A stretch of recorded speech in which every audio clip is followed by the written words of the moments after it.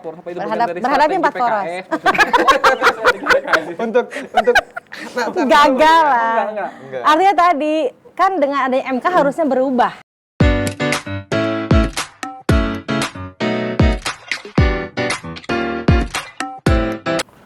Selamat siang para penonton konsen politik. Teman-teman Gen Z lah, teman-teman Gen Z, milenial gitu kan. Iya, benar. Hari ini ternyata penonton kita ini bukan cuma dari Gen Z, tapi dari milenial pun ternyata ikut serta dalam menyaksikan konsen politik ini gitu.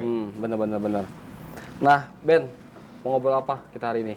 Nah, kebetulan hari ini kita kedatangan salah satu sosok anggota dewan incumbent juga. Nah, hari ini beliau juga terpilih kembali. Jadi hari ini kita enggak kursi kosong lagi. Kita kedatangan sosok anggota dewan dan Bu Endah ini ternyata sudah punya kursi juga. Sudah punya kursi. Kursinya beda ya? Bu Endah Purwanti. Purwanti. Bu Endah Purwanti. Oke, dari PKS Bu ya? Fraksi PKS. Dari fraksi PKS terlihat kan sudah pakai jilbab warna Ciri khas. jeruk ya sekarang ya. Yang segar. Yang segar. Nyaman ya. Nyaman dong, udah 2 kali terpilih. Sesuai Oke. dengan tagline-nya.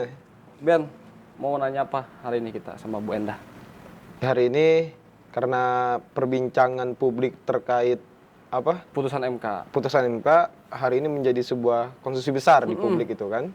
Nah, mungkin itu yang akan kita mulai minta Iya. tanggapan perihal hal tersebut gitu kan dari Siap, Bu Endah, apakah ini satu hal yang menguntungkan gitu kan, karena kita melihat konstelasi di atas bisa jadi seakan-akan ini nggak menguntungkan tapi agak sebatas ternyata putus ini melimitasi gitu kan, melimitasi kelompok-kelompok tertentu gitu kan. benar. Ya kita nggak tahu lah ya, kita Ya, hanya baca di berita aja gitu kan. Tanyakan ya, gimana Bu terkait putusan MK yang sudah di PKPU ya? Iya, PKPU nomor 8 Nomor tahun 2024. Ya. Siap. Gimana tanggapan Ibu terkait itu?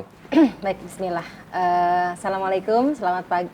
Selamat siang ya? Siang. Selamat siang teman-teman semua. Terkait dengan PKPU yang terbaru ya, itu merupakan turunan dari keputusan MK. Buat kami di PKS sangat menguntungkan tentu saja ya. Dan ini menjadi sebuah kebahagiaan. Betul. Bahwa kedepannya banyak yang bisa mengajukan di luar 20% gitu kan. Jadi secara politik kita ke depan ini sangat menguntungkan gitu ya. Konteksnya adalah kita akan dapat nanti calon-calon pemimpin baru. Iya. Yang selama ini kan dibatasi dengan 20%. Iya. Nah, itu secara Bu Endah pribadi. Nah, PKS sendiri gitu kan ya, memandang itu positif. Positif gitu kan ya. Terutama untuk yang di daerah ya. Iya. Kan PKS ini tersebar di Indonesia gitu ya. Di daerah-daerah yang mungkin PKS-nya belum menjadi pemenang, akhirnya kita punya kekuatan untuk bisa mencalonkan sendiri ketika punya kader yang memang memiliki kapasitasnya. Karena memang PKS ini terkenal dengan berani mencalonkan secara satu partai. Biasanya tanpa dengan koalisi-koalisi partai lain gitu kan. Tapi Bu, pas awal mula putusan MK, kemudian ada rapat ya di legislasi, PKS menolak putusan MK itu di DPR RI. Itu yang saya tahu tuh ya. Karena Siapa tuh? Iya, gimana tuh Bu maksudnya? Itu di luar konteks tersebut, Iya. kayaknya Bu Endah nggak perlu menjawab ya. Iya. Artinya memang pembahasan di DPR itu kan berlangsung panjang dan lama. Yang setahu saya waktu itu Bu Ledia menyampaikan bukan terkait menolak putusan MK, tapi ada tahapan-tahapan yang memang harus tahapan-tahapan memang dirapihkan dalam putusan tersebut gitu ya. Berarti yang dilihat itu bukan dari unsur sosiologis maupun filosofisnya, tapi dari segi yuridisnya berarti kan, Ya, terkait tahapan-tahapannya tahapan pembentukan undang-undangnya kan. Undang-undangnya. Terlalu cepat atau terlalu fast lah kan. Iya. Tapi kan sidang kemarin juga ternyata fast juga, sampai hari Minggu itu masih ada sidang gitu. Iya, jadi intinya PKS setuju atas putusan MK dan sangat diuntungkan lah ya. Mengapresiasi. Mengapresiasi. Setuju mengapresiasi. Dan ini sebetulnya PKS sendiri sudah pernah di tahun 2022 sudah pernah PKS itu kita ya? mengajukan ke MK terkait ambang batas untuk pemilihan presiden. Tapi ditolak sama Presidensial MK. threshold Ya, berarti. presidensial threshold. Karena waktu itu kami berharap kami bisa mengajukan kader terbaik kami gitu ya. Tapi ditolak oleh MK gitu ya. Emang kader terbaik PKS siapa yang menurut Ibu hari ini? Buat di mana? Buat di Bagaimana Kalau nih? di Kota Bogor kan jelas Pak Atang ya. Kalau Insya Allah. next nanti disetujui apa Ibu ada gambaran enggak? Di mana? Oh, ibu sendiri kan? Di nasional dong. Nasional belum tahu lah. belum tahu lah ya. Pasti PKS itu punya banyak kader gitu kan ya, dengan kapasitas yang cukup beragam dan potensi yang luar biasa. Jadi biasanya memang semuanya melalui prosedur gitu ya. Ada namanya majelis syuro lah. Iya, iya. Ada memang dirapatkan ada di majelis sana. syuro ya, majelis. Ada. Oh, iya, iya. Semua keputusan yang diambil oleh PKS melalui proses majelis syuro namanya. Oh iya. Siap. Tapi ya Bu, melihat di Kota Bogor itu sendiri, berarti kan Kota Bogor pakai yang 6,5 ya, 6,5% karena untuk 1,2 juta pencalonan daerah, karena memang DPT-nya juga 1,2 kan. Jadi kalau bagi PKS di Kota Bogor sendiri kan sebenarnya yang putusan MK itu nggak terlalu ngaruh, karena kan hari ini Sudah pemenang di Alhamdulillah. legislatif. Iya. Untuk di pilkada, mudah-mudahan lah ya. Mudah-mudahan. Untuk di pilkada mudah-mudahan jadi pemenang juga. Mudah-mudahan. Di Kota Bogor ini full jeruk semua ya. Amin ya Allah. Gitu ya. Tapi untuk terkait terkait masalah yang di Kota Bogor itu sendiri, menurut Ibu ada nggak sih nantinya bakal, hari ini kan yang belum terlihat baru terindikasi bakal 3 calon gitu kan. Menurut Ibu bakal ada 4 atau 5 calon nggak terkait putusan MK ini nih? Pasca putusan MK ini. Pasca yang putusan udah MK diterapkan ya. dalam PKPU. Konstelasi politik Kota Bogor ya. Iya. Kalau Bu Ena sih berharap partai-partai berani ya mengajukan Iya. kader terbaiknya. Karena memang kan konstelasi pilkada ini adalah momen untuk partai politik memperlihatkan kader terbaiknya. Iya. Jadi di situ kan memang fungsi partai politik ya, sebagai pengkaderan gitu kan ya. Jadi ya mudah-mudahan positifnya ya, mudah-mudahan gitu kan ya partai-partai lain juga berani untuk berjuang gitu kan ya. Berani berjuang. Sehingga semakin banyak calon ini sebenarnya asyik gitu kan ya, seru gitu kan ya. Yang kita bahas ini bukan lagi terkait yang lain, tapi terkait bagaimana adu gagasan, adu ide gitu kan ya. Bagaimana calon-calon ke depan ini kan memiliki visi misi yang kuat, tidak memiliki ide-ide yang bagus, tidak terkait dengan bagaimana Kota Bogor ke depan lebih baik lagi. Jadi pertarungannya lebih kompetitif lah ya. Lebih kompetitif lagi. Kalau yang 20% itu kan lihat dari Kota Bogor kan ini agak eksklusif juga gitu. Ketika ada putusan MK ini kan bisa lebih kompetitif dalam artian apa? Bakal banyak calon nih yang bakal dimunculkan, sehingga itu kan tergantung keberanian partai-partai juga Bu ya. Betul. Karena memang buat mengusung calon itu bukan cuma modal keberanian kan. Bukan cuma berani doang gitu ya. Bukan cuma modal keberanian. Boleh gak di spill sedikit sih Bu ya terkait pencalonan Pak Atang ini. Kira-kira dia akan memilih wakil seperti apa kan kalau gambaran Udah diputuskan kemarin. Siapa? Memilih calon wakil yang independen. Oh, ya maksudnya siapa? Ada nggak? Boleh lah Bu. Ya, Di media kan udah kalau dari keputusan DPP Iya. ini karena kita kan belum deklarasi ya, jadi belum boleh sebenarnya karena belum deklarasi. Belum deklarasi. Tapi kalau dari keputusan DPP kan sudah ada sebenarnya. Dan itu memang terbuka karena di YouTube PKS ya. Jadi PKS memang secara terbuka menayangkan secara live se Indonesia. Memang ada satu perempuan. Iya. Berarti enggak Bu, kita soalnya kemarin analisa juga kan. Iya. Kalau nggak siapa Ben? Kalau enggak Bu Rena, Rena, sama Anida, sama Bang Sandy. Bang Sandy juga hari ini kan belum ada wakil kan. Ternyata berarti bener kan analisa Benar. kita ya? Pasti sama perempuan kalau perempuan. kalau PKS. Karena secara kemarin itu buat kalau partai lain kan masih cari koalisi buat memenuhi ambang batas 20% itu kan. Tapi kan kalau PKS itu kan bisa mengajukan sendiri. Jadi kemarin kita kenapa prediksi yang independen karena itulah kekuatan modal dari PKS terkait ambang batas itu kan PKS itu sendiri kan udah memenuhi gitu walaupun sendiri gitu kan. Di situ Bu. Jadi kenapa memilih yang agak sedikit independen nih? Boleh spill dikit lah gitu kan. Apa sih Bu alasannya kenapa kan dia tidak punya mesin politik, mesin partai ya. Apa sih maksudnya? Apa ya? Jadi gini, sebenarnya kan proses komunikasi politik itu sudah berjalan sejak lama ya. Dengan semua partai pun kita berkomunikasi. Kita komunikasi di DPD PKS dengan Pak Rayendra, dengan Pak Sandy, dengan Bu Rena juga berkomunikasi. Dan tentu saja dalam proses komunikasinya kan ada hal-hal yang kita obrolkan ya, yang menjadi concern perjuangan ke depan untuk Kota Bogor. Nah, bisa jadi kenapa akhirnya ketemu dengan sosok itu. Secara konteks visi misi berarti kan memang lebih pas, lebih cocok gitu ya. ujungnya kan di situ sebenarnya. Memang membangun pasangan itu kan harus memang memiliki visi misi yang sama. Iya. Ini kalau nanti teman-teman punya pasangan nih, gitu, nikah nih gitu ya. Amin, Pasti nyari pasangannya kan yang punya satu pemikiran. Yang satu pemikiran. Kalau beda pemikiran tuh nggak seru gitu kan. Nanti nggak bisa ngebangun, yang ada berantem terus kan. Benar-benar. Dan yang kedua, tentu saja kita ingin memang punya karakter gitu kan ya, punya nilai jual juga gitu ya. Nah, sosok yang perempuan ini sebenarnya juga bukan orang sembarang orang. Iya. Gitu ya. Kalau dilihat waktu apa sih DPD apa? DPD. Betul. Dapat suara hampir 600.000 ya. Iya. Dapat suara 600.000 itu kan. Jadi secara perjuangan juga bukan orang baru dalam bidang politik. Orang ini pernah berjuang juga di 2024 kemarin sebagai calon DPD RI untuk Kota Bogor, Jawa Barat. Jawa Barat. Dan suaranya cukup banyak juga gitu kan ya.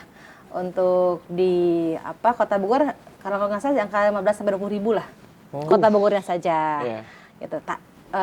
Segitu teh dia teh bukan memang fokus di Kota Bogor kan, Jawa Barat. Jawa gitu Barat. Kan, ya. Jadi secara kita ini potensinya besar. Akan semakin saling menguatkan dan mengokohkan. Dia udah punya modal besar lah ya secara secara pengalaman dari suara dari DPD kemarin kan.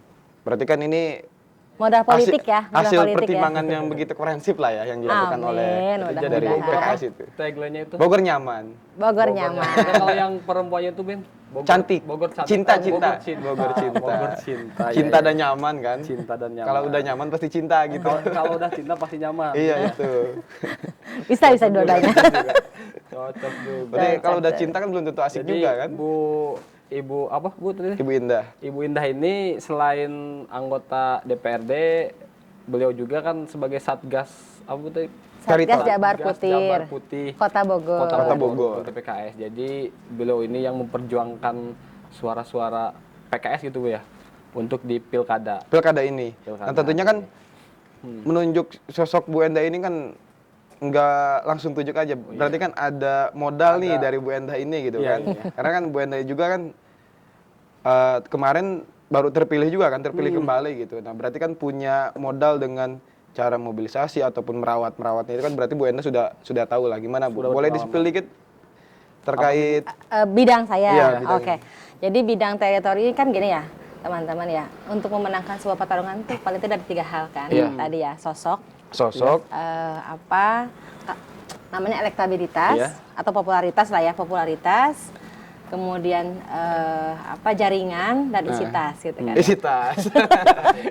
Nah, jaringan ini penting gitu ya, infrastruktur.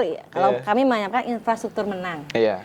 Infrastruktur menang ini penting karena pengalaman kami kalau tidak punya infrastruktur menang ini nggak ada yang ngawal suara. Betul. Kita menang di TPS, tapi nggak ada yang ngawal suara dari TPS sampai dengan tingkat kelurahan, dari kecamatan sampai dengan KPU bisa hilang suaranya. Betul. Satu TPS hilang satu suara saja kan, kalau nanti ke depan ada 1.500 TPS, hilanglah 1.500 suara. Sedangkan pilkada ini kan zero sum game ya. Iya, zero sum yang satu pemenang gitu kan ya. Beda sama pileg kemarin ya. Betul. Proporsional artinya peluang terpilihnya besar. Iya. Kalau ini kan peluangnya terpilihnya besar plus hanya satu pemenang gitu kan ya. Jadi infrastruktur ini kan harus dikuasai. Alhamdulillah kalau di PKS ini kan sudah punya infrastruktur sampai dengan level RT. Level gang kan.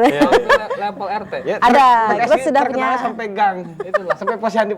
PKS ini salah satu itu dan terkenalnya sama saksinya Ben. Saksinya itu beda lah Kak. Setiap orang bisa pakai sekarang mah. Bisa pakai. Apalagi kemarin musim ini ya, musim kelulusan sekolah kan. Semua sekolah pada pakai. Buat wisuda gitu. Wisuda, kelulusan. Sampai wisuda TK juga di DPRD ya. Langsung dipimpin sama ketua DPRD. Gagal lah. Gagal. Artinya bisa dimanfaatkan. Itu kan hakikatnya rumah rakyat ya. Rumah rakyat. Ini yang harus kita tumbuhkan. Artinya ketika ada tadi ketidakterwakilan dari aspirasi, mah nggak sampaikan langsung ke DPRD, kami selalu terbuka. Gitu kan, ya. Nah itu jadi buat teman-teman Genjit yang merasa, hari ini wakil rakyat nggak mewakili. Nah teman-teman tinggal datang aja gitu. Karena kalau misalkan wakil rakyatnya yang langsung datang ke rakyat, itu biasanya agak ini rentan waktunya agak jauh gitu. Jadi teman-teman Kalau teman-teman punya aspirasi itu langsung disampaikan gitu. Iya kan bisa juga lewat media sosial, bisa lewat WhatsApp gitu kan ya. Iya. Kan sekarang mah era modern lah, bisa disampaikan aspirasi tersebut tidak harus bertemu langsung. Iya. Kalau memang perlu ketemu langsung, mah nggak datang ke DPRD gitu kan ya. Atau bisa di komen Bu ya, biasa anak-anak Genjit itu lebih suka megang gadget gitu. Ya boleh di Instagram saya, @_Purwanti gitu kan ya. kita Itu. tuliskan Nah, untuk politik IG-nya. gadget nih Bu, kan banyak gadget yang masih apatis nih Bu ya. Tanggapan Ibu gimana tuh? Nah itu tadi salah satu apatisnya kayak wakil rakyat nggak merasa terwakili, itu kan gadget-gadget gitu. Karena mungkin mereka belum paham terkait tupoksi. Karena kan ada aja gitu gadget yang berpikiran bahwasanya DPR ini mereka bisa ngebagusin jalan nih gitu kan. Itu kan ranahnya eksekutif. Itu kan DPR cuman Ranahnya benerin gitu. PR gitu. Enggak lah, bisa. Sebenarnya kan Dewan juga ada namanya aspirasi ya. Iya. Nah, ranah itu juga bisa untuk, jadi kan aspirasi itu ada dua hal kan. Ada yang sifatnya fisik atau pembawa, ada non fisik, non pembangunan. Iya. Nah, sebetulnya di undang-undang yang terbaru ini aspirasi ini bisa banyak hal. Betul. Sudah sangat luas ya. Kemarin Bu Endah pun misalkan ada kegiatan aspirasinya, misalkan kemarin pelatihan UMKM. Gitu. Ada kemarin Bu Ana terkait dengan Kesbangpol ya, pendidikan politik untuk masyarakat. Jadi sebenarnya mah mungkin bisa kita ke depannya berkolaborasi dan bekerjasama ya untuk Gen Z ini dengan Kesbangpol sifatnya adalah pendidikan politik gitu ya. Dan kami juga sebenarnya sudah ada perdanya. Oh, Perda udah ada tentang perdanya, tentang Pancasila gitu. Bagaimana nilai-nilai Pancasila ini semakin dikuatkan lagi di Gen Z sehingga tadi nilai-nilai Pancasila ini kan menguatkan, dia lebih peduli lagi pada masyarakat, Iya. pada Kota Bogor, pada lingkungan. Nah sebenarnya memang fenomena Gen Z ini kan karena mereka terlalu banyak informasi yang masuk ya. Informasi yang masuk. Saking gitu. banyaknya informasi dipusing kan. Nggak ada Apa dulu filter Bu ya. Filternya. Nah ini PR-nya memang kan bagaimana kami juga siap menerima masukan dan kami juga siap berkolaborasi lah dengan teman-teman Gen Z ketika ada masukan-masukan yang bagus untuk Kota Bogor ke depan. Iya. Apalagi kan tadi terkait pengangguran dari Gen Z, itu kan Gen Z juga bakal mengkonsumsi hal itu gitu kan. Hasil penelitian kita, orang anak Kota Bogor tuh lebih nyaman tinggal di Bogor dan nggak mau kerja di luar Kota Bogor. Itu PR kita memang. Kenapa Bu itu? Itu penelitian begitu hasilnya, hasil survei kita. Nggak mau, Lebih nyaman di Kota Bogor, Iya, jadi iya. kerja di Bogor. Berarti tagline Bogor nyaman ini dari situ Ibu ya? Karena nyaman betah tinggal di Bogor gitu ya. Banyak faktor lah Iya. itu. Nyaman tadi kan secara infrastrukturnya, secara pelayanannya, secara servicing kepada masyarakatnya ya di pemerintahannya. Yang pasti kalau tadi kenapa Gen Z ini masih apatis terhadap pilkada, mungkin karena mereka melihat belum bisa menjawab keinginannya. Belum bisa menjawab. Ya kan ketika nanti ada sosok yang bisa menjawab, paling enggak lebih dekat dengan mereka, Iya. gitu kan, sehingga bahasanya lebih mudah mereka pahami, lebih mereka dengarkan, mungkin akan menjadi, oke deh, gue mau milih lu deh, karena lu sama bahasa sama gue, gitu kan. Misalkan gitu anak-anak kan. Sosoknya ya, Kira-kira sosoknya. Pak Atang ini mampu nggak menjawab? Mudah-mudahan wakilnya mampu. Kemudian, tapi Pak Atang kan milenial juga. Iya, tapi kalau dilihat dari media sosialnya hari ini Pak Atang juga udah mulai membawa politik riang gembira kan. Iyalah. Dari editan-editan video-videonya. Tukang payung. tukang payung ya. Bukan dari tukang payung, sekarang udah banyak kayak video editan-editannya udah kayak lucu-lucu gitu kan. Oh iya, udah Emang mulai itu salah terlihat, satu ya. strategi juga buat masuk ke Gen Z? Karena Bisa saya mengikuti juga jadi. gitu kan IG dari Pak Bisa Atang, gitu. jadi. Cuman belum di fallback gitu kan. Kalau calon-calon lain baru udah nge-fallback semua. Aduh, kode ini kode. Siap, ntar saya DM Pak Atang. Iya, bisa jadi karena memang kalau kita lihat ya sama teman-teman lah, lebih nyaman sama orang yang bisa diajak ngobrol kan, Iya. lebih Dibalas bebas, komen gitu dibalas kan, komen, di-repost anak-anak Gen Z gitu. sekarang biasanya. Dijadiin status lagi, Iya, gitu gitu. kan ya. Ya mudah-mudahan lah calon yang kita usung nanti bisa membuat anak-anak Gen Z ini nyaman gitu kan ya, sehingga sudah terwakili lah kita oleh mereka gitu kan. Bahasanya kan gitu ya, lo sama gua sama ya udah oke gitu kan. Bahasa Gen Z lah ya. Kalau menurut Ibu nih ya, apa buat Gen Z politik riang gembira ini, misalkan kalau sekarang ya, itu muncul sebenarnya dari Politik pas Pilpres gembira. kemarin ya, Pilpres kemarin ya, politik riang gembira, politik inilah, biar masuk ke Gen Z, karena memang secara dilihat suara Gen Z hari ini kan cukup besar juga gitu Iya. kan. 40% tuh. Nah, jadi politik riang gembira ini apakah memang strategi biar anak-anak Gen Z ini nggak kaku terhadap politik gitu kan, sehingga mereka dibawa udah fleksibel terhadap politik, asik bahwa politik ini asik gitu. Betul, dan itu penting ya harus kita Iya. adakan. Artinya PR nggak cuma di DPR, tapi juga di eksekutif, Di dan eksekutif. mungkin juga nanti di bagian media ya. Bagaimana bahasa-bahasa terkait ini kan dibahasakan dengan lebih sederhana sehingga Iya. mudah dipahami. Iya. Ya kan, ya. Kalau bahasa 3 tugas DPRD, legislasi, mereka bakal pusing lah ya. Naon legislasi, naon anggaran pusing gitu itu. kan. Heeh. Tapi kalau ibaratnya lu mau beli tas kan begitu ya, Iya, kemarin mau lagi beli rame di tas, TikTok tuh. iya. Ibarat lu mau beli tas cuma ada itu doang di dalam satu mall besar. Tas cuma ada satu. Lo mau beli tas kagak gitu kan. Itu kan jadi heboh Iya, tuh di iya, TikTok iya. tuh. Masalah rame-rame beli tas tuh. Iya, iya. Membahasakan dengan bahasa sederhana ke Gen Z gitu Iya. kan. Nah, mudah-mudahan ini jadi tantangan juga sih buat kami di PKS. Tapi kadang gini ya Bu, hari ini kan kita kayak misalkan anggota-anggota dewan atau misalkan eksekutif, mereka aktif media sosial menunjukkan kinerjanya, dianggap itu doang yang kerjanya ditampilin gitu. Terlalu apa bahasanya? Menonjolkan kinerja itu. Iya.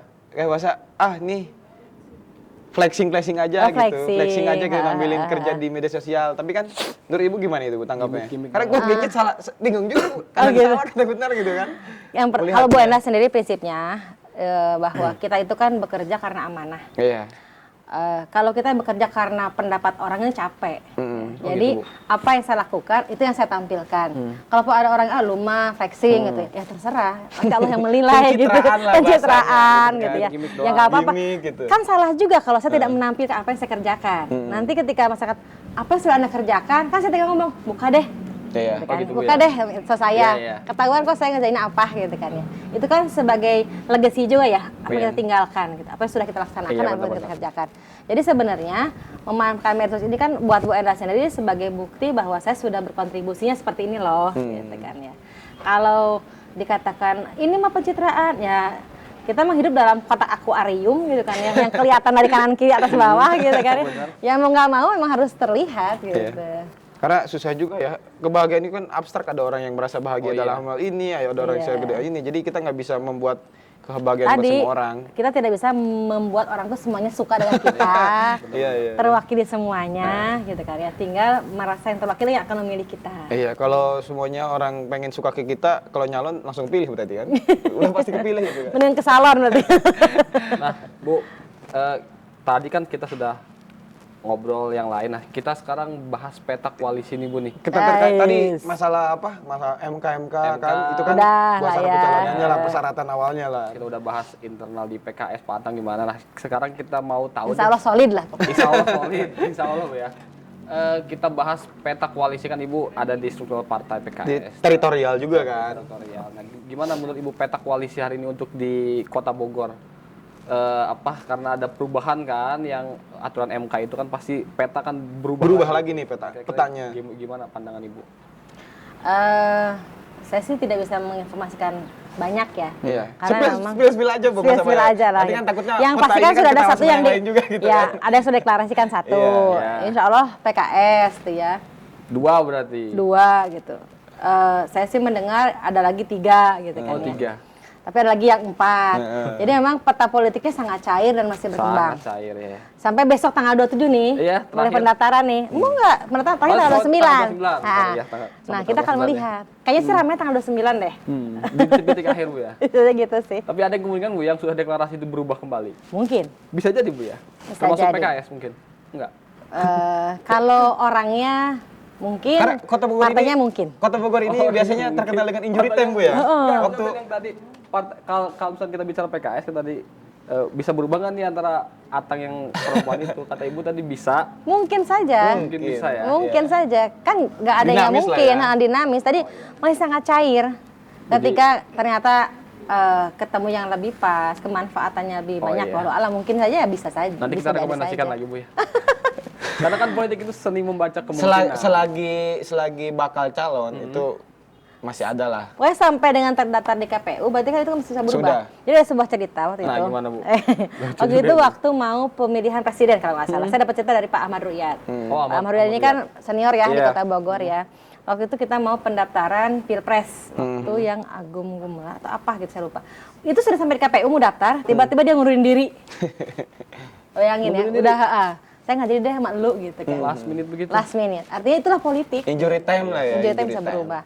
Ya mudah-mudahan dia semakin banyak calon semakin baik. Itu pun pernah terjadi di Kota Bogor ya waktu Pilkada 2018 itu kan. Iya. Injury time lah. Iya. Di sini, kan. Dalam hitungan sekian hari berubah kan. Iya, jadi nggak menutup kemungkinan ya di 2024 ini bisa ada jadi. yang injury time ke sini Bisa gitu kan. jadi. Jangan-jangan dari rahim Mama Atang. Bisa.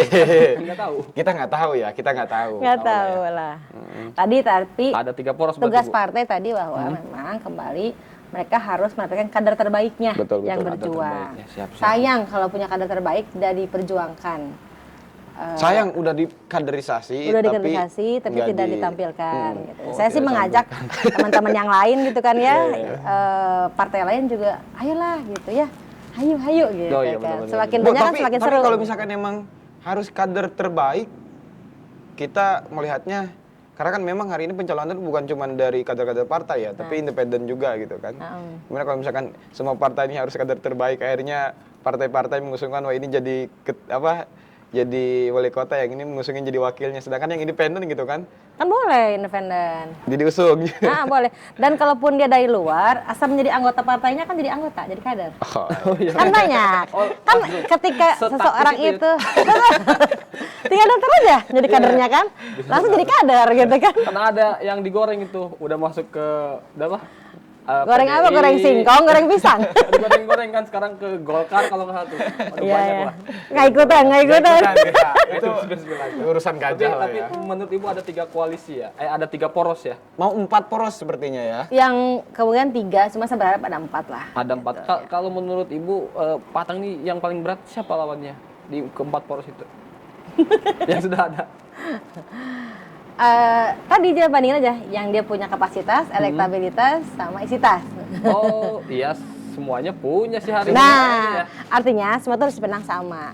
Sama Kalau dalam perjuangan itu tidak boleh mengecilkan yang lain. Iya betul. Setiap setiap orang itu punya potensi sendiri dan nilai jual sendiri. Nah, penting untuk kita menilai itu secara proporsional. Iya.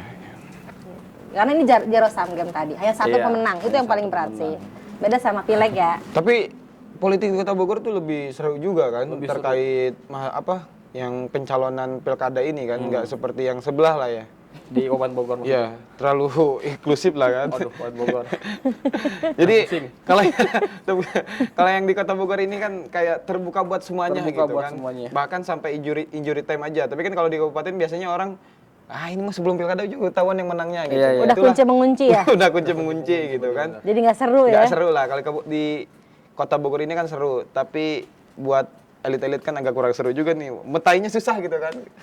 Karena ini Aduh, ya begitulah. ada 4 poros Bu ya. Mudah-mudahan ada dapat. Mudah-mudahan poros. ada 4 Ibu poros. berharapnya 4 poros apa itu Berharapnya 4 poros. Untuk Gagal lah. Enggak. Artinya tadi kan dengan adanya MK harusnya berubah Harusnya. kotaknya. Kan kita gitu ya. Dengan ada MK ini kan harusnya berubah kotaknya. Tapi kan Peluang lah ya. tergantung yang dia bawa gitu kan. Yang dia bawa ini kan bukan cuma calon doang gitu, tapi tasnya Nah, juga harus jing-jing dibawa. ya. Ya, Kalau berharap menurut lah. Ibu ya kalau dicari isi tas berapa sih yang dikeluarkan Bu? Untuk skala Kota Bogor. Skala Kota Bogor ini Bu gitu. Piwalkot ya. Iya. Saya belum pernah nyalon Piwalkot sih ya. Kan Ibu tahu kali. Iya di angka mungkin kalau untuk Piwalkot ya dari mulai proses Iya. Saksi kampanye, segala macam. saksi segala macam. Ya di angka 15-an kayaknya ya. 15 M ya. Karena nggak mungkin juga yang saksi-saksi itu kan nggak. butuh 1 T kayaknya Bu. Oh iya. Benar-benar sih Ya karena kabupaten. butuh modal kan. Minimal 50 M lah kabupaten. Oh iya, kabupaten. Kalau di Kota Bogor 15 M itu buat semua Minimum saksi lah ya, minimum Iya. kayaknya ya. Karena kan nggak mungkin Saksi juga. aja kan yang harus dibayar. Saksi-saksi itu kan dibayar. Jadi modalnya 1.500 TPS dikali 500.000 misalnya. 500.000 itu kan. Berapa tuh? 15 M berarti kan itu buat bayar saksi gitu kan, buat saksi. yang lain. Jadi modal politik itu Modal politik. buat Modal politik. modal buat bayar orang-orang yang kerja jadi Itu apa, kan di TPS, banner, TPS, baliho, baliho, media kampanye ya, Iya, media kampanye. Perangkatnya apa? Peraga. Perangkat Praga, kampanye lah ya gitu, sama contoh surat suara. suara-suaranya. Yang mahal gitu. dari situ. Mahal tuh Bu ya. Itu yang mahalnya di situ. Jadi semakin banyak Kampanye. saksi, semakin banyak juga. Karena kan tadi saksi itu penting untuk mengantarkan suara. Menjaga gitu kan. suara. Karena jangan sampai ada yang Hilang, bocor-bocor. satu lah. suara pun sangat berarti. Satu suara sangat Mending berharga. kalau bocor ya. Ini kalau banjir gimana? Iya benar-benar. Oke lah. Jadi cukup menarik juga lah yang diobrolin sama Bu Enda ini kan. Bu Indah ya? Endah. Bu Enda. Ini terkait peta politik, terus yang masalah gadget juga kan tadi Iya. Bu Enda juga spill terkait pemahaman politik terhadap gadget gitu kan. Gadget hari ini juga bukan gadget yang inklusif terhadap gadget mereka Iya. sendiri karena informasi yang begitu Banyak. masif lah ya di di gadget mereka gitu kan.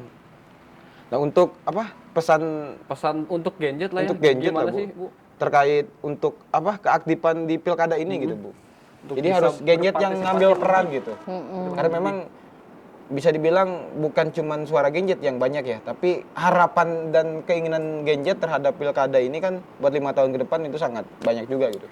Iya, jadi momen pilkada 27 November nanti saran Bu Ana sih buat teman-teman gadget, Iya. manfaatkan sebaik-baiknya dari sekarang, melihat, memfilter gitu kan ya. Memilih ya, kira-kira siapa sih yang bisa merepresentasikan suara mereka, siapa sih yang bisa memperjuangkan ke depan gitu kan ya, sehingga memilih itu bukan cuma karena medsosnya saja, popularitasnya gitu kan. saja, tapi memang siapa yang bisa mewakili keterwakilan mereka yang akan bisa memperjuangkan apa yang mereka harapkan untuk Kota Bogor ke depan. Bisa Lebih- dilihat dari pengalamannya juga. Ya tadi ya, misalkan pengalamannya, kemudian kontribusinya selama ini kepada Kota Bogor, kemudian bagaimana perjuangan dia terhadap Kota Bogornya selama ini, dan yang pasti bahwa tadi ada persamaan rasa bahwa kita ingin Kota Bogor yang nyaman. Yeah. Kota Bogor yang nyaman ya. Jadi kalau mau nyaman Masuk ini- itu barang kalau kata Bang Bali. Iya, nyaman. Masuk itu barang. Yang nyaman gitu ya, nyaman buat anak-anak nongkrong, nyaman buat penghasilannya, Tapi kan politik wheel kemarin udah bikin nyaman buat tempat-tempat nongkrong, Bu. buat tamannya doang. Tapi kan tamannya pada gelap ya, kurang lampu ya sekarang. Lampu. Jadi nggak nyaman. Belum nyaman, bukan nggak nyaman, belum Belum nyaman. nyaman karena belum Nggak ada boleh bilang enggak ya. belum ada penerangan. Jadi larilah ke sini lagi, larilah ke sini. Ya artinya tadi ya nyamannya nggak cuma tempat nongkrong, tapi Iya. juga pekerjaannya ke Pekerjaannya depan, kemudian keterwakilan merekanya. Ya kalau kita bisa membangun 68 tempat nongkrong asik di tiap kelurahan kan lebih seru lagi. Tempat Bogor Tempat nongkrong nyaman. Udah nyaman pasti asik kan. Keluar dari visi misi gue. Iya, iya. Bogor nyaman. Oke, Bu. Paling begitu. Siap. Terkait perbincangan hari ini kita dapatlah pesan-pesan yang luar biasa dari Bu Enda ini terkait peta politik Iya, gitu peta kan. Peta politik Kota Bogor udah di-spill tadi ya. Jadi Tanggapannya teman-teman terkait putusan teman-teman MK. kayaknya juga udah tahu lah ya. Terkait putusan MK bagi fraksi PKS itu sendiri Positif. positif gitu kan. Itu jadi apa? Jadi pilkada ini lebih kompetitif dan lebih terbuka untuk siapapun yang mau mencalonkan. Jadi nggak terbatas atau terlimitasi terkait masalah ambang batas lagi gitu kan. 6,5% di Kota Bogor ini kan karena suaranya 1,2 Bu ya. Jadi silakan untuk teman-teman gadget. 5 partai itu bisa. 5 partai bisa gitu kan. Mantap. Satu partai bisa. Enggak, maksudnya ada 5 partai di Kota Bogor tuh yang bisa mengusung sendiri. Mengusung sendiri. Dari kalau ke MK kemarin. Benar-benar. Nah, yang satu partai kalau yang kemarin cuma bisa PKS doang kan. Iya, nanti ada 5 partai. Sebagai partai pemenang. Seru kan kalau ada 5 calon kan? Kalau ibu nyalon juga seru kayaknya. Enggak lah. Oh enggak. Next lah, next ya. Next ya. Ya. Bisa jadi kan? Amin, amin. Iya, iya, iya. Nah, mungkin untuk teman-teman gadget kita obrolan sama Bu Endah cukup sampai sini. Nanti teman-teman silahkan lah untuk lebih tahu sosok Bu Endah, silahkan follow IG-nya Bu ya. Ada IG dari Bu Endah sendiri. Enda_Purwanti. Endah_Purwanti. Jadi teman-teman kalau mau melihat kinerja dari Bu Endah, silahkan lihat di IG-nya Bu ya. IG-nya saya lihat aktif juga di IG-nya ya. Kayaknya udah mulai meraup ke genjet-genjet gitu kan. Ya bukan tadi ada sesuatu yang ditinggalkan. Sudah ada kontribusi yang dilakukan. Oke. Ada pesan lain juga Bu untuk teman-teman genjet gitu. Ya kalau untuk teman-teman Gen Z tetap semangat dalam menghadapi hidup karena memang nggak mudah. Makanya kita harus berjuang menjadi Bogor yang nyaman dan pastikan teman-teman memilih itu bukan hanya dari apa yang terlihat tapi juga apa yang memang teman-teman bisa mewakili. Jadi amati, kemudian cermati dan pilih.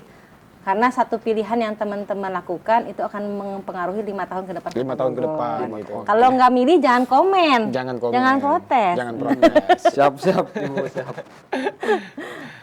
Oke, mungkin teman-teman sampai sini aja ya obrolan kita di siang hari ini karena Bu Endah juga kan sibuk lah ya, sibuk mencapai pelantikan. Oh, besok pelantikan selamat Besok Ibu. pelantikan. Insya Allah, gitu insya ya. Allah, mohon Mungkin, doanya. Kita akhiri aja ya, Akhiri. kita akhiri saja pertemuan kita hari ini. Pertemuan di konsen politik sih paling konsen politik. Makasih. Tepuk tangan untuk Bu Endah. Tepuk tangan buat teman-teman.